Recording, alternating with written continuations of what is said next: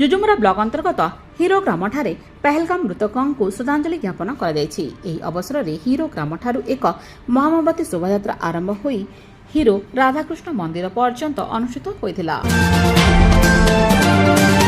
गोलबजार छकरे पहलगाम आतंकवादी आक्रमण घटना को नहीं अभिनव प्रतिवाद कार्यक्रम अनुष्ठित हो जिला बीजेपी सभापति गिरीश पटेल समेत बहु संख्यार जनसाधारण माने उपस्थित थिले।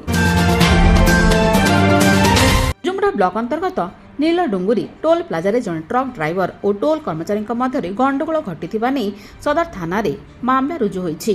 गंडगोल एते बढ़ी जाइतिला जे जुजुमुरा पुलिस उभय अभियुक्तों नाम पृथक पृथक मामला रुजु कर तदंत आरंभ करिछि। जमनकीरा बसस्टाण्ड छकठारे बोलेरो और बस मध्य धक्कार उभय गाड़ी क्षतिग्रस्त होईछि। तेबे उभय गाड़ी रे यात्री माने अल्पके बर्ती जाइथिबा बेले घटनास्थल रे किछि समय पय उत्तेजना देखा देइथिला।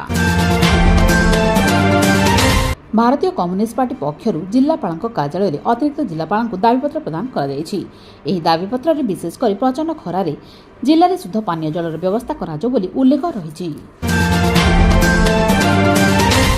पेट्रोल पंप छकठारे बुर्ला गंडा समाज कल्याण परिषद पक्षरु पहलगाम आतंकवादी आक्रमण में मृतकों श्रद्धांजलि ज्ञापन कर अवसर में परिषद सदस्य माने हाथ में महामावती धरी बुर्ला पेट्रोल पंप छकरे परिक्रमा कर श्रद्धांजलि ज्ञापन करथिले।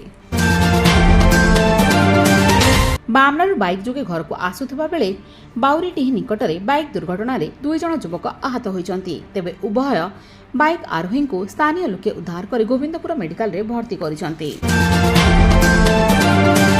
कुचिना आदिवासी भवन ठारे कृष्णचंद्र गजपति जयंती अवसर में पहलगाम मृतकों श्रद्धांजलि ज्ञापन कार्यक्रम अनुष्ठित हो अवसर में उपस्थित अतिथि माने कृष्णचंद्र गजपति अवदान विषय में आलोचना करने सहित पहलगाम मृतकों श्रद्धांजलि अर्पण कर।